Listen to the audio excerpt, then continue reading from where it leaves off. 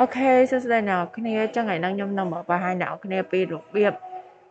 ដំកន្លែងកលេ Linux ដើម្បីអាចធ្វើការផលបាននៅលើ VMware អញ្ចឹងបើសិនអ្នកនរគ្នាមាន VMware ហើយអ្នកនរគ្នាចង់តម្លើងកលេ Linux បាន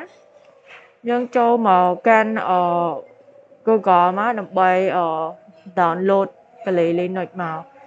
អូខេអញ្ចឹងខ្ញុំវាយកលេកលេ Linux download មកអ្នកនរគ្នាហើយអូខេដោយសារវាជាភាសាខ្មែរអញ្ចឹងខ្ញុំនឹងកំណត់វាទៅអង់គ្លេសវិញវាស្រួលមើលជាងអូខេអញ្ចឹងអ្នកនរគ្នាឃើញមានคลิกយកមួយណាក៏បានដែរអ្នកនរគ្នាអញ្ចឹងខ្ញុំយកលើគេនេះអូខេអញ្ចឹងខ្ញុំនឹងធ្វើការ install virtual machine ណាinstaller image នេះអាហ្នឹងតាមចិត្តអ្នកនរគ្នាចង់ install អាហ្នឹងឬក៏ចង់ install នេះក៏បានដែរនេះវាលឿនវាងាយស្រួលជាងអ្នកនរគ្នាអាចមើលបានវាមានភាពខុសគ្នាយ៉ាងដូចម្ដេចហើយខ្ញុំនឹង install virtual ដោយសារវាងាយស្រួលជាងអូខេអានេះវាមកកន្លែងណាវិញបាត់ហើយអូខេអ្នកគ្នាអាច install ទៅលើច្រើនបានអ្នកគ្នាមាន VirtualBox Hyper-V ឆាមួយអីអ្នកគ្នាអាច install បានតែខ្ញុំមាន VMware អញ្ចឹងខ្ញុំ install នៅលើ VMware អូខេវាមកអូខេអញ្ចឹងខ្ញុំចុចប៊ូតុង download នេះហ្នឹងហើយវាកំពុងតែ download អញ្ចឹងអូខេអញ្ចឹងវាទីតាំងដែលខ្ញុំ install បានគឺនៅកន្លែង download អូខេអញ្ចឹងខ្ញុំគិតថា yes ខ្ញុំអត់ទាន់បានធ្វើការ extract វាអញ្ចឹងអូខេរើសយក WinRAR extract tool ទៅអ្នកនរគ្នាអូខេអញ្ចឹងយើងត្រូវចាំវាមួយសន្ទុះទៀត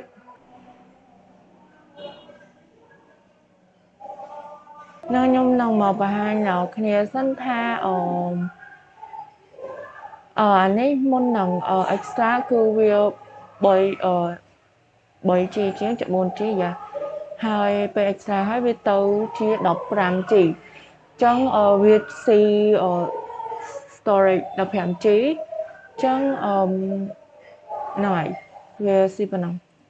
ចឹងនេះ location ខ្ញុំគឺខ្ញុំដាក់នៅកន្លែង download គឺខ្ញុំអត់តដូរទេហើយអ្នកគ្នាចង់ដូរយកទៅដាក់ត្រៃ D តែអីតាមចិត្តអ្នកគ្នា location ដែលអ្នកគ្នាចង់ដាក់ចឹងគឺខ្ញុំដាក់នៅខ្ញុំដាក់នៅកន្លែង download ហ្នឹងហើយlaptop បានខ្ញុំ move ទៅអីចឹងទៅចឹងសម្រាប់អ្នកគ្នាយកវាទៅបើសិនអ្នកគ្នាបើកវាហើយបើកវាតាមVMware ហ្នឹងហើយអ្នកគ្នាស្រាប់តែដូរ location ទៅអ្នកគ្នាត្រូវទៅ open ទៅយកទៅយកពី location ថ្មីដោយសារតែវាអត់ស្គាល់ location ចាស់ហ្នឹងឯងអូខេអញ្ចឹងខ្ញុំធ្វើការបើកមកអូខេនេះវាចុចបើកវាមកអូខេអញ្ចឹងខ្ញុំបានវាហើយអញ្ចឹងមុនដំបូងគេហ្នឹងមុននឹងខ្ញុំធ្វើការបើកវាប្រើប្រាស់វាយើងនៅលើ VMware យើងអាចធ្វើការ take snapshot អូខេអញ្ចឹងយើងអាចចុចនៅកន្លែងនេះមកបានយើងចុចនៅវានេះ snapshot ហើយ snapshot manager នេះក៏បានដែរដើម្បីយើងបើកវាអញ្ចឹងណាអូខេអញ្ចឹងខ្ញុំ take snapshot មួយអ្នកគ្នាចង់ដាក់ឈ្មោះអីក៏បានដែរអញ្ចឹងដាក់អូខេខ្ញុំដាក់ snapshot មួយហ្នឹងអ្នកគ្នាចង់ដាក់ description អីមិនក៏បានដែរដាក់អូខេខ្ញុំដាក់ description ចុះដើម្បីចំណាំនេះថា original អីចឹងទៅ origin អីចឹងទៅអ្នកគ្នាដាក់ដើម្បីចំណាំខ្លួនឯងចឹងអូខេខ្ញុំ take snapshot ទៅគឺអ្នកបាន snapshot មួយតែយើងមកនៅខាងមុខនេះចឹងនៅពេលដែលយើងធ្វើអីមួយនៅពេលធម្មតានៅពេលយើង download យើងប្រើប្រាស់វាចឹងវាអាចនឹងរីកសាយចឹងអ្នកគ្នាអាចធ្វើការមកត្រឡប់មក snapshot មួយនឹងបានចឹងវានឹងខ្សែរបស់វានឹងធ្លាក់មក15G នឹងឯងអូខេចឹងខ្ញុំធ្វើការ power on តែម្ដងអូខេចឹងគ្រាន់តែធ្វើការ power on មកវាដោរខ្លួនវាហ្នឹងហើយ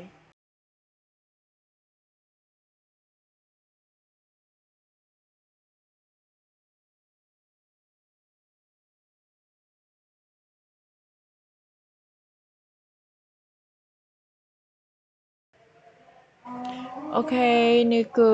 ជាផ្ទាំងដែលយើងចូលមកបានហើយអញ្ចឹងដំបូងហ្នឹងគឺយើង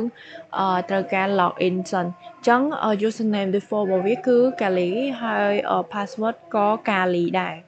yes អញ្ចឹងអ្នកនរគ្នាចុច login មកនេះគឺជារូបរាងវាណាអ្នកគ្នារូបរាង version ថ្មីរបស់ Kali 2021.1 ហ្នឹងណាអូខេ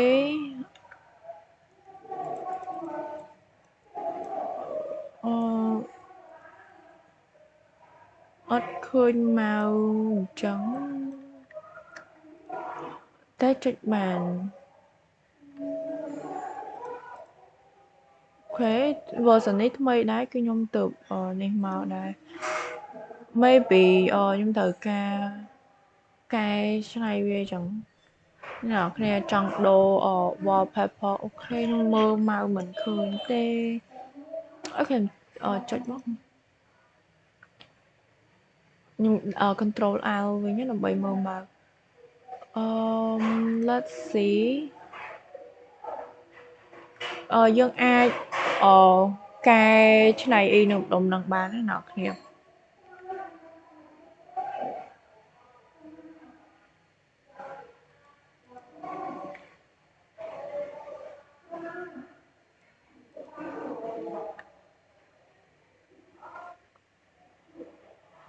font size អីហ្នឹងអ្នកគ្នាI have no idea ដែរថា why វាមើលមកអត់ឃើញ look at this អូខេអញ្ចឹងហ្នឹងគឺយើងនេះបានជោគជ័យហើយបន្ទាប់មកយើងត្រូវការប្រើជាមួយនឹង terminal yes អូខេoh my god អូខេបរិចវា control shift ហើយសញ្ញាបូកសញ្ញាស្មើបូកហើយស្មើ key នៅជាមួយគ្នា key ចុច control shift ហើយបូកចង់បន្ថយវាវិញ control ដកអត់មាន shift អីទេអូខេនេះអានេះវាណាអូខេ control shift ស្មើហើយបន្តមក control ដកដើម្បីនេះវាអូខេអញ្ចឹងដំបូងគេអ្នកគ្នាអាចធ្វើការប្រើ comment បានហើយអញ្ចឹងអ្នកគ្នាចង់ប្រើ comment អីអ្នកគ្នាចង់ check អីខ្លះ